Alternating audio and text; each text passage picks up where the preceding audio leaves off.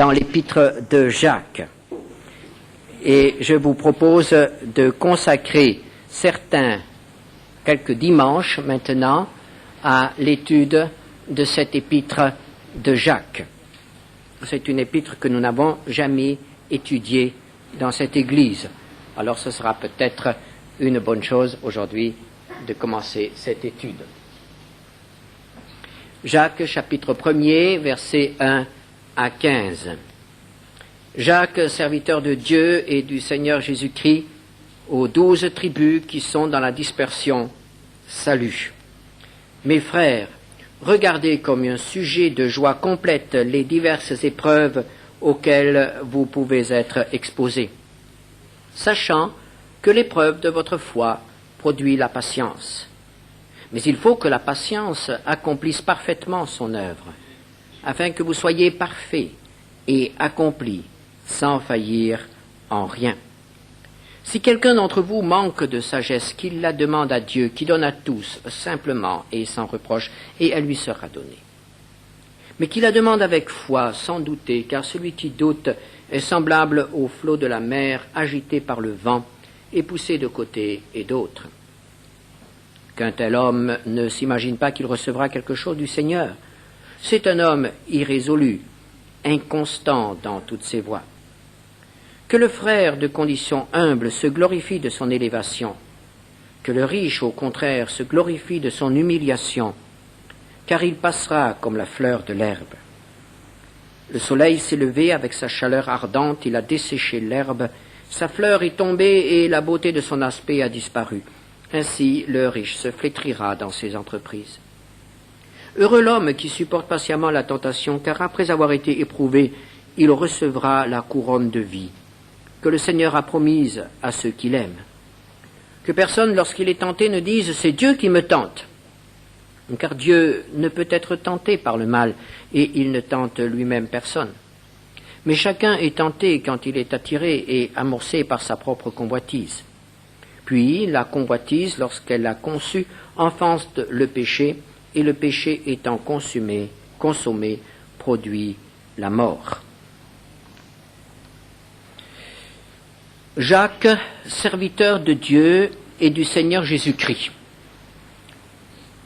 Dans le Nouveau Testament, nous connaissons 3 hommes qui portent le nom de Jacques. Tout d'abord, le frère de Jean, l'apôtre, Jacques et Jean, fils de Zébédée. Ce Jacques a été l'un des premiers martyrs de l'Église chrétienne. Il a été tué, on pense, avant l'an 44 par Hérode. Tué donc entre 41 et 44 de notre ère. Vous trouverez le récit dans Actes 12, verset 2.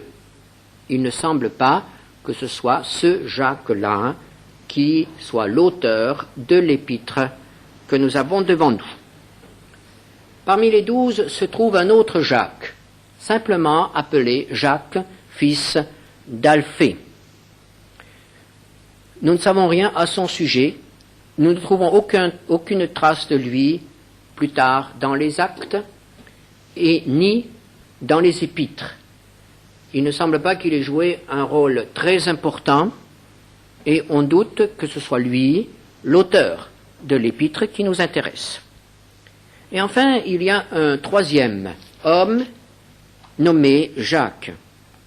Nous le trouvons pour la première fois dans Matthieu 13, verset 55. Matthieu 13, verset 55.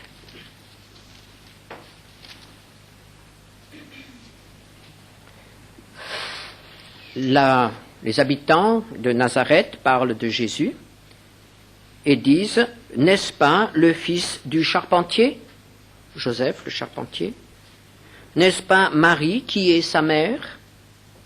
Jacques, Joseph, Simon et Jude, ne sont-ils pas ses frères et ses sœurs ne sont-elles pas toutes parmi nous ?» Il y a un frère de Jésus qui est appelé Jacques, et il est nommé dans ce texte en premier. À plusieurs reprises, la Bible nous parle de Jacques, le frère du Seigneur. Il occupe une place très importante dans l'Église de Jérusalem.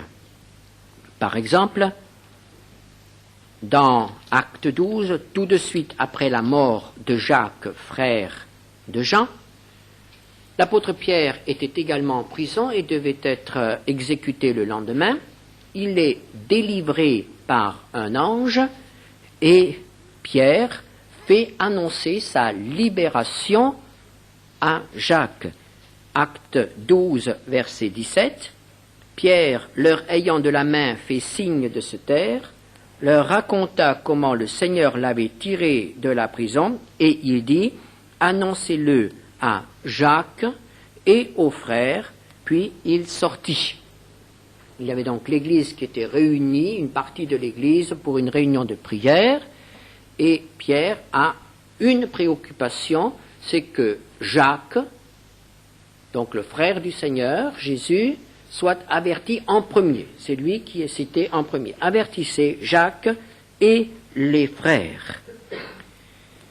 Et nous voyons que Jacques exerçait une influence et Pierre se méfiait, ou plutôt faisait très attention de ne pas heurter Jacques, de ne pas heurter les personnes qui étaient envoyées par lui. C'est ce que nous rapporte l'apôtre Paul quand il écrit aux Galates, Galates 2, verset 12.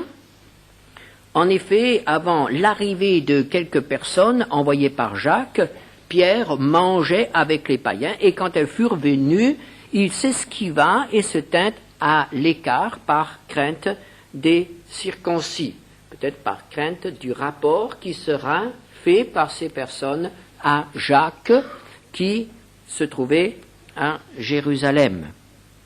C'est aussi Paul qui nous montre que Jacques occupait une place très importante. Dans Galates au chapitre 1er, verset 18, l'apôtre Paul raconte ce qui s'est passé après sa conversion. Pendant 3 ans, il était à l'écart et un jour il a décidé de se rendre à Jérusalem et de prendre contact avec les apôtres. Verset 18 du chapitre 1er des Galates, 3 ans plus tard, je montai à Jérusalem pour faire la connaissance de Céphas, c'est-à-dire de l'apôtre Pierre, et je demeurai 15 jours chez lui.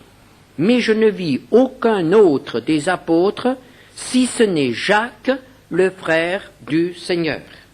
Et nous trouvons ici que l'apôtre Paul compte Jacques, le frère du Seigneur, parmi les apôtres. Donc, Paul a vu Pierre et il a vu Jacques, le frère du Seigneur. Il le cite aussi en premier, lorsqu'il écrit au chapitre 2, verset 9, « Ayant reconnu la grâce qui m'avait été accordée, Jacques, Céphas et Jean, qui sont regardés comme des colonnes, me donnèrent à moi et à Barnabas la main d'association. » Jacques est cité en tête de ce petit comité qui est appelé les colonnes de l'église de Jérusalem, Jacques, Pierre et Jean. Quelqu'un a dit que Pierre avait la primauté. Eh bien, il semble que ce n'était pas le cas à cette époque-là. C'était Jacques qui avait la primauté dans l'église de Jérusalem. C'est aussi Jacques qui prononce, qui apporte le message de conclusion à la grande conférence de Jérusalem où a été débattue la question: les païens doivent-ils être circoncis pour entrer dans l'Église? Et c'est Jacques qui finalement emporte la décision par son discours. C'est lui qui conclut donc le débat dans Acte 15 à partir du verset 13 et jusqu'au verset 21, non, même plus, 23, 2. Donc nous voyons que cet homme avait une très grande importance et une très grande influence. Mais en lisant les évangiles, nous devons reconnaître que Jacques n'était pas parmi les disciples de Jésus. À plusieurs reprises, nous avons le témoignage que la famille de Jésus, les frères de Jésus, s'opposaient à lui, ne croyaient pas en lui. Jacques était probablement parmi ses frères lorsqu'il voulait empêcher Jésus de continuer à prêcher, ou lorsqu'il voulait encourager Jésus à aller à Jérusalem pour manifester son autorité. Mais la Bible nous dit que c'est par incrédulité. Donc, les frères de Jésus, et Jacques en tête, ne suivaient pas Jésus. Ils le connaissaient, mais ils ne voulaient pas le suivre. Ils ne l'ont pas reconnu vraiment comme sauveur et Seigneur. Mais que s'est-il passé? Que s'est-il passé pour que, soudain, dans les Actes des Apôtres, nous le retrouvons? Nous le retrouvons parmi les croyants. Nous le retrouvons même avec des responsabilités dans l'Église. Eh bien, l'apôtre Paul nous donne une indication, qui est d'ailleurs l'unique indication. C'est dans 1 Corinthiens 15, verset 13. Non, pardon. 1 Corinthiens 15, verset 7. L'apôtre Paul parle des apparitions de Jésus après sa résurrection. Jésus est apparu aux apôtres, il est apparu aux uns, aux autres, et au verset 7, ensuite, il est apparu à Jacques, puis à tous les apôtres. Donc, Jacques, le frère de Jésus, a rencontré le Christ ressuscité. Et nous voyons que, à nouveau, l'amour de Jésus pour les siens. Évidemment, ils n'avaient pas compris sa mission divine, mais il ne les a pas rejetés, ne les a pas abandonnés. Jacques était un homme au cœur droit, comme Saul de Tarse aussi, plus tard, et c'est ainsi que Jésus l'a rencontré. Et la conversion de Jacques a entraîné la conversion des autres frères, puisque nous les retrouvons tous, tout de suite après la résurrection, joints aux apôtres. Nous les retrouvons dans les premiers versets des Actes, avec Marie, les frères, tous en train de prier.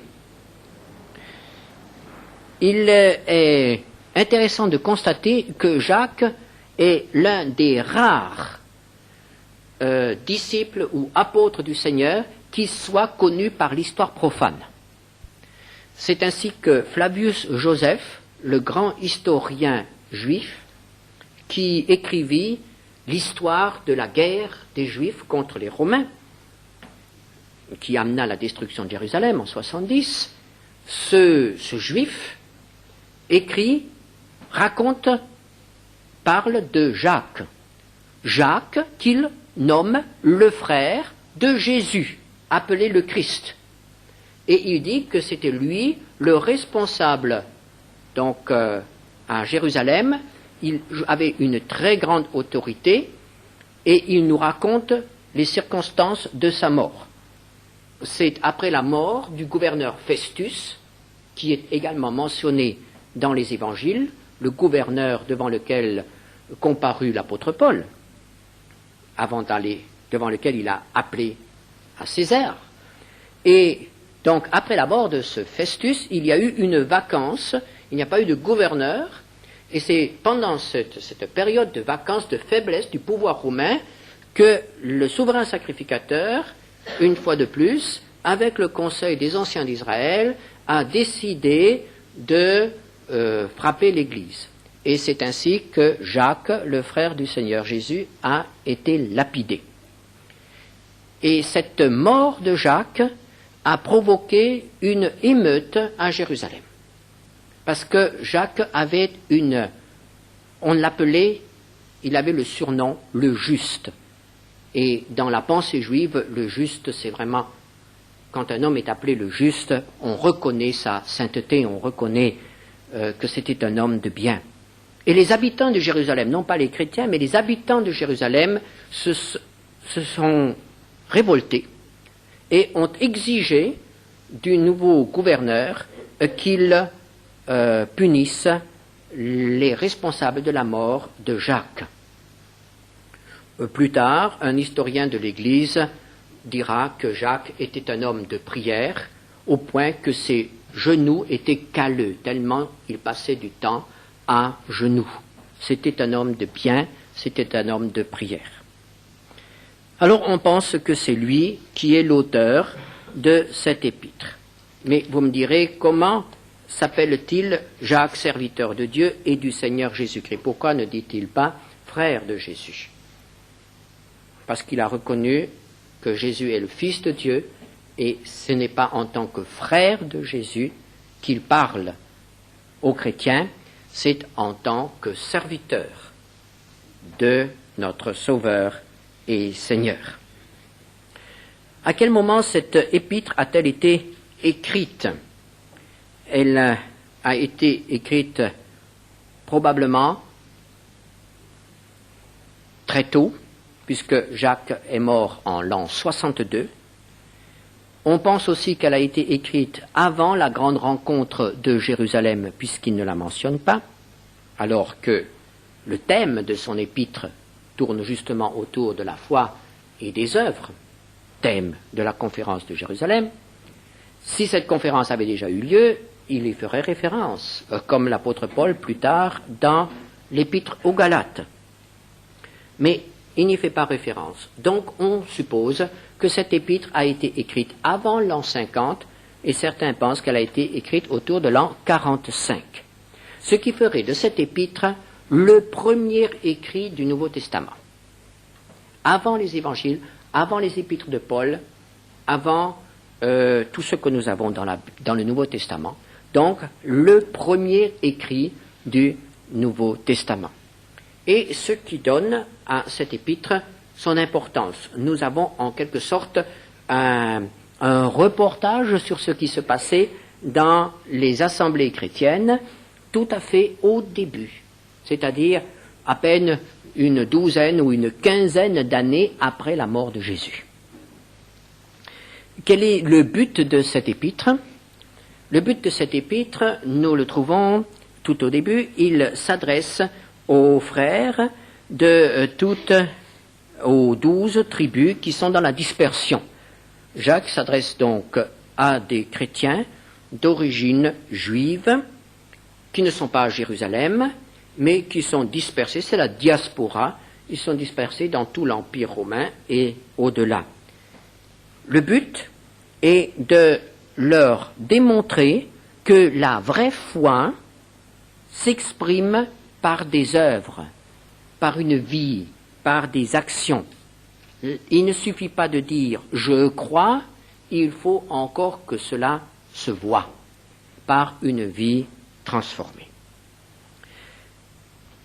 Et c'est ainsi que nous pouvons aborder l'étude de cet épître. Chapitre 1er, versets 2 à 4. Mes frères, regardez comme un sujet de joie complète les diverses épreuves auxquelles vous pouvez être exposés, sachant que l'épreuve de votre foi produit la patience. Mais il faut que la patience accomplisse parfaitement son œuvre, afin que vous soyez parfaits et accomplis sans faillir en rien. Dès le premier verset de l'épître, après la présentation, Jacques aborde sans aucune transition, sans aucune introduction, le problème de l'épreuve, le problème de la souffrance. Sans aucun doute, les chrétiens auxquels il s'adressait souffraient. Il en est toujours ainsi.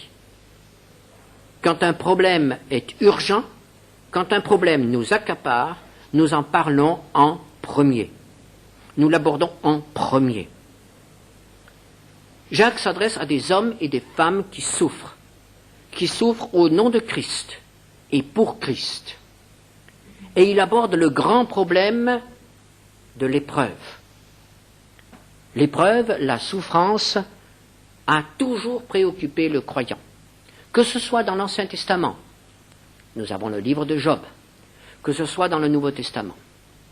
L'épreuve, la souffrance, préoccupe le chrétien. Et avec raison. On n'aime pas souffrir. On n'aime pas les épreuves. On n'aime pas les difficultés, on n'aime pas les obstacles, on n'aime pas les échecs, on n'aime pas les humiliations. Cela, on doit le reconnaître. Mais pour le chrétien s'ajoute encore une difficulté supplémentaire. Pour le non-chrétien, pour le non-croyant, l'épreuve, la souffrance, c'est presque une fatalité. Il la rencontre, il fait son possible pour l'éviter, pour en sortir. Un point, c'est tout. Mais le chrétien sait qu'il n'est pas le jouet du hasard, d'une fatalité, le jouet d'un destin. Il dit, mais ma vie est entre les mains du Père. Je lui ai confié ma vie. Et ce Père est tout-puissant. Et ce Père me dit dans la Bible qu'il m'aime. Alors, comment comprendre? Comment comprendre ma souffrance? Comment comprendre les luttes incessantes que je dois mener?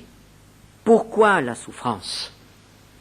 Alors que je sers le Dieu Tout-Puissant, qui d'un mot pourrait balayer la souffrance, ôter les obstacles et les difficultés. Nous voyons que les chrétiens auxquels s'adressait l'apôtre Jacques étaient des chrétiens qui souffraient. Et il aborde ce problème tout de suite. Et il aborde d'une manière qui nous étonne. Il nous dit, mes frères, regardez comme un sujet de joie complète. Joie et souffrance. Est-ce que cela va ensemble? Non, cela ne va pas ensemble. Cela ne va ensemble que lorsqu'on a compris ce que l'apôtre Jacques va essayer de nous expliquer. Parce que la souffrance n'est jamais sujet de joie. La souffrance est plutôt la tristesse qu'elle apporte. Mais alors, quand nous lisons ce texte, nous comprenons un peu mieux le rôle de l'épreuve. Vous remarquez ici, il est question de l'épreuve. C'est une épreuve qui est utilisée par Dieu comme un moyen de formation. Je dirais que ce n'est pas une épreuve éliminatoire. C'est une épreuve formatrice, préparatoire. Dieu n'est pas en train d'accumuler les difficultés sur notre chemin pour nous amener à abandonner. Dieu permet des épreuves dans notre vie pour nous fortifier.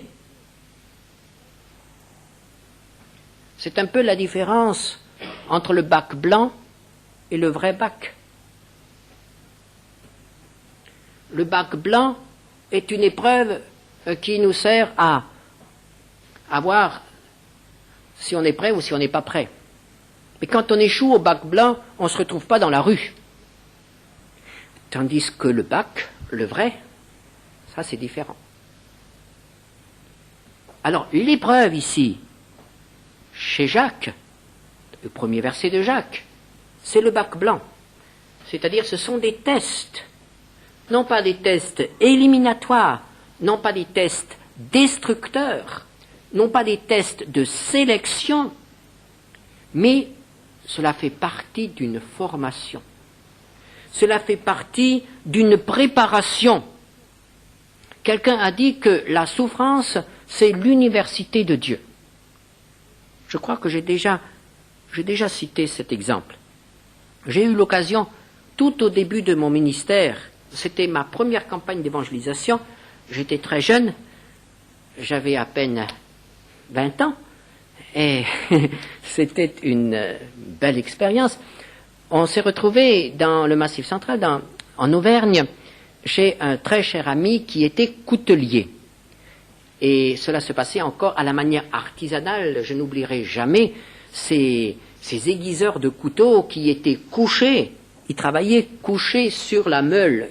Et c'est à la force de bras qu'ils meulaient les lames de couteaux. Vous savez, les fameux couteaux de Thiers. N'est-ce pas? J'étais donc à Thiers et je regardais comment on fabriquait ces fameux couteaux.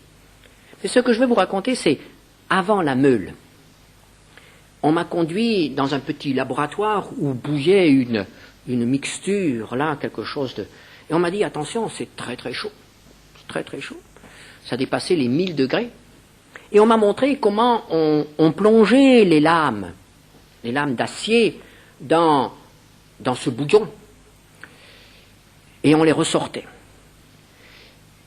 Et il y avait là un appareil qui devait mesurer le résultat. Alors quand la lame était encore rouge, on plaçait cette lame sous l'appareil et une pointe très fine descendait. Et d'après la marque qu'elle faisait sur la lame, le responsable du durcissement, le responsable de ce travail, déterminait si la lame était au point ou non. Et il m'expliquait, un bon couteau doit être flexible, souple, et ne pas se casser. Et pour atteindre cette flexibilité de l'acier, et en même temps la capacité d'être affûté, pour que ça devienne une lame de rasoir, même ils fabriquaient des lames de rasoir, à cette époque-là encore, vous savez, là, les grands, hein, eh bien, pour que cela atteigne cette qualité-là, il fallait tremper le métal, et le tremper à nouveau, et continuer à tremper, le mettre dans ce bain, jusqu'à ce qu'il ait obtenu la dureté et la flexibilité qui allaient en faire un bon couteau. Le bain dans ce bouillon, dans cette pour durcir, ce n'était pas agréable. Le métal sortait chauffé à blanc. Et pourtant, il fallait y retourner. Frères et sœurs, combien de fois Dieu doit nous prendre et nous dire « Oui, tu es peut-être assez résistant, mais tu n'es pas encore assez souple. Allez, on remet ça. » Être résistant et être souple. Être fort et être malléable. La souffrance est l'université de Dieu. Et Dieu permet l'épreuve jusqu'à ce que nous devenions des instruments utiles dans son œuvre. Et il permettra l'échec, et il permettra l'humiliation, et il permettra la souffrance jusqu'à ce que nous devenions, jusqu'à ce que nous atteignions le maximum de ce qui peut être atteint pour nous. Ce n'est pas pour tous la même chose. Le but de l'épreuve est la formation, le but de l'épreuve est la progression. Et c'est la raison pour laquelle Jacques dit « Regardez comme une joie complète ces épreuves-là ». Cela prouve que Dieu est en train de continuer à travailler et qu'il n'a pas pris cette lame et dit « elle ne vaut rien » et il la jette dans un coin, qu'elle aille de nouveau à la fonte et qu'on en fasse n'importe quoi, mais pas l'outil noble auquel il était destiné. Et nous arrivons maintenant au verset 12. « Heureux l'homme qui supporte patiemment la tentation, car après avoir été éprouvé, il recevra la couronne de vie que le Seigneur a promise à ceux qui l'aiment. Que personne, lorsqu'il est tenté, ne dise « c'est Dieu qui me tente », car Dieu ne peut être tenté par le mal, et il ne tente lui-même personne. Mais chacun est tenté quand il est attiré et amorcé par sa propre convoitise. Puis la convoitise, lorsqu'elle a conçu, enfante le péché, et le péché étant consommé, produit la mort. Vous me direz, mais il y a contradiction. On dirait, oui. Mais il ne s'agit pas de la même chose. Au début du chapitre, l'apôtre Jacques nous parle d'une épreuve non éliminatoire, non destructrice. Ici, il parle d'une autre épreuve que l'on a traduit par tentation. Celle-là est éliminatoire, celle-là est destructrice, celle-là conduit à la mort. Il y a l'épreuve, école de Dieu, et il y a la tentation, attaque de Satan, attaque du mal, qui veut nous empêcher d'arriver, qui veut détruire l'œuvre de Dieu, qui veut nous mettre sur la touche. Ça, c'est autre chose. C'est la tentation à faire le mal. Et Jacques dit, Dieu ne tentera jamais ainsi. Dieu ne nous tente pas à faire le mal. Dieu éprouve. Dieu émonde. Dieu trempe le métal. Dieu polit le métal. Mais il ne détruit pas. Dieu ne s'amuse pas à nous tenter, à pécher, à faire le mal. Et Jacques dit, Dieu ne tente personne. Il ne peut être tenté, et il n'est pas l'origine de la tentation, parce qu'il serait alors à l'origine du mal. Et Jacques nous explique. Et il nous dit, lorsque nous sommes tentés, il ne parle pas de Satan ici. Il dit, vous avez déjà en vous suffisamment de ressources, suffisamment de matériel qui permettent à Satan de vous tenter. Chacun est tenté quand il est attiré et amorcé par sa propre convoitise. Et lorsque nous cédons à cette tentation, lorsque nous cédons à ces convoitises, il est dit que la tentation engendre le péché et le péché conduit à la mort. Et cette fois-ci, c'est éliminatoire. Cette fois-ci, c'est destructeur. Dieu ne veut pas cela. Dieu ne veut la chute d'aucun d'entre nous. Dieu ne veut l'abandon d'aucun d'entre nous. Même s'il nous semble parfois que l'épreuve est longue et dure, l'épreuve ne veut pas notre destruction. Elle veut notre progrès. Et si c'est une tentation, il y a un moyen d'en sortir, nous le savons. Et c'est pourquoi Jacques dit « Heureux l'homme qui supporte patiemment la tentation ». Parce qu'il va pouvoir en triompher. Et l'apôtre Jacques nous parle d'une couronne de vie au verset 12. Une couronne de vie réservée à ceux qui aiment Dieu. Quel est le grand secret pour surmonter la tentation? C'est l'amour pour Dieu. Si j'aime vraiment Dieu, je pourrai mieux résister à la tentation. Quel est le grand secret pour transformer l'épreuve en bénédiction? C'est encore l'amour pour Dieu. Si j'aime Dieu, je serai beaucoup plus souple dans sa main. J'apprendrai plus facilement ses leçons. Il me conduira un peu plus loin. Et il nous est dit ici que nous avons à supporter patiemment. Et ce mot patience, ce mot patiemment, nous le retrouvons tout de suite au début de cet épître. L'épreuve, au verset 3, produit la patience. Comment cela? La patience. Lorsque nous sommes en difficulté, nous crions à Dieu. Peut-être qu'il ne répond pas aussitôt. Alors que faisons-nous? Est-ce que nous abandonnons? Est-ce que nous nous décourageons? Est-ce que nous nous révoltons? Pour que l'épreuve soit bénéfique, il faut persévérer. Et il faut dire, Seigneur, tu ne m'as pas encore répondu, mais je suis encore devant toi. Et je continue. Je veux te glorifier. Je veux que cette épreuve te glorifie. Et m'édifie. Et il faut tenir. Et il faut tenir. Et je dois dire que dans mon expérience avec le Seigneur, il faut toujours tenir plus longtemps que ce qu'on avait prévu au début. Il faut toujours attendre plus longtemps que ce qu'on avait fixé comme extrême limite. Car c'est dans ce laps de temps qui sépare le moment où nous pensions raisonnablement avoir la réponse et le moment où elle vient, c'est pendant ce laps de temps que nous apprenons la patience. La patience, nous ne l'apprenons pas avant, puisque nous sommes prêts à attendre.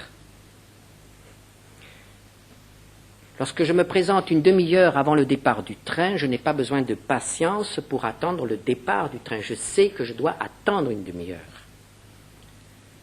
Lorsque, comme c'est le cas en ce moment, le train part 1 heure plus tard, c'est là que j'ai besoin de patience.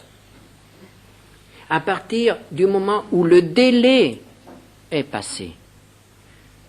Et voyez-vous, très souvent, Dieu dépasse le délai. Le délai que nous nous étions fixés, pas le délai qui s'est fixé à lui, mais le délai que nous nous sommes fixés. Et c'est à ce moment-là que nous commençons à trépigner, et c'est à ce moment-là que nous commencions à nous impatienter. Or, l'épreuve a un seul but, nous apprendre la patience. C'est pas facile. Pas facile. Et je dirais qu'on n'a jamais fini d'apprendre. Il faut apprendre à vivre avec. Il faut apprendre à attendre. Il faut apprendre ce dépouillement qu'est l'épreuve, qu'est la souffrance. Il faut apprendre à l'accepter. On est diminué, on est humilié par ces choses. Il faut apprendre à patienter jusqu'au bout. Et soudain, le métal a atteint la consistance de la dureté et de la souplesse alliées ensemble. Et Jacques dit, afin que vous soyez parfaits et accomplis entiers. Voilà le but de la souffrance. Mais comment reconnaître l'épreuve et la tentation? Comment les distinguer? Jacques nous offre la réponse au verset 5. Si quelqu'un d'entre vous manque de sagesse, en effet, il faut de la sagesse. Il faut de la sagesse pour reconnaître si ce qui nous arrive est une épreuve ou une tentation. Il faut de la sagesse pour reconnaître le but de l'épreuve. Mais où trouver cette sagesse? Pas en nous, c'est évident. Auprès du Seigneur. Et le Seigneur apparaît ici comme celui qui est prêt à donner, qui la demande à Dieu, qui donne à tous. Un Dieu qui est prêt à donner. Et vous pourrez souligner le petit mot « tous ». Il n'y a pas de distinction. La sagesse n'est pas donnée seulement aux intellectuels. La sagesse n'est pas donnée seulement aux anciens. La sagesse est offerte à tous. Même si un petit enfant demande à Dieu de lui donner la sagesse, Dieu lui donnera la sagesse dont il a besoin, évidemment. Dieu donne la sagesse à tous. Et comment la donne-t-il? Simplement. Vous n'aurez pas à suivre des cours longs et fastidieux. Vous n'aurez pas à apprendre beaucoup de choses qui ne servent à rien. La sagesse de Dieu est donnée simplement dans la vie de tous les jours. Il nous apprend à reconnaître les choses, à discerner les choses, à comprendre ce qui se passe derrière les choses et à réagir avec l'aide du Seigneur. Il donne à tous et sans reproche. Ah, comme Dieu s'est donné, sans reproche. Ah, écoute, il y a déjà 3 fois que tu me demandes la sagesse cette semaine, quand même, tu exagères. Non. Demandez-la 3 fois, demandez-la 10 fois, demandez-la 100 fois par jour. Il n'y a pas de demande qui réjouisse davantage le cœur du Père. Souvenez-vous de Salomon. Salomon avait tout, il pouvait tout demander. Qu'a-t-il demandé? La sagesse. Et Dieu lui a donné la sagesse. Lui a donné la sagesse, mais un capital de sagesse, quelque chose d'extraordinaire. Parce qu'il en avait besoin. Et nous pouvons aussi demander la sagesse. Nous ne deviendrons pas aussi sages que Salomon, ce n'est pas nécessaire. Des Salomon, on n'en a pas besoin des quantités. Mais la sagesse pour faire face à nos problèmes de tous les jours. Sagesse dans nos relations avec ceux qui nous entourent. Sagesse dans nos relations avec les incroyants, avec les croyants, avec nos frères et sœurs. Sagesse, il suffit de demander. Mais attention, qu'il la demande avec foi, sans douter, car celui qui doute est semblable au flot de la mer agité par le vent et poussé de côté et d'autre. Celui qui doute est un homme instable. Un jour il dit oui, l'autre jour il dit non, on ne sait pas où il va. Mais la foi, et j'étais reconnaissant que ce matin on a lu le texte de Hébreux 11 sur la foi, ça correspondait très bien avec les épreuves plus tard, après, eh bien la foi est une ancre solide. La foi nous amarre au Seigneur. Nous avons placé notre main dans la main de Dieu. Nous lui faisons confiance et qu'importe les épreuves, qu'importe la tempête, qu'importe le vent, il nous conduira, il nous aidera. La marche avec le Seigneur n'est pas quelque chose d'extraordinaire. C'est une vie ordinaire vécue avec lui. C'est tout. Et en acceptant qu'il nous forme, en acceptant aussi qu'il nous éprouve, parce que lorsqu'il nous éprouve, il veut nous combler. Et c'est pourquoi, mes frères, regardez comme un sujet de joie complète les diverses épreuves auxquelles vous pouvez être exposés. Seigneur notre Dieu, nous te remercions pour ta parole, pour la richesse des enseignements de ta parole. Et nous voulons maintenant te demander de nous conduire. Nous désirons progresser, Seigneur. Nous désirons te glorifier. Veuille nous conduire, nous former, pour l'amour de Jésus. Et nous te prions aussi pour tes enfants qui sont éprouvés, et surtout ceux qui souffrent à cause de leur foi. Seigneur, nous te demandons de les visiter. Oh, que cette épreuve ne les détruise pas, Seigneur, mais qu'ils en sortent plus que vainqueurs.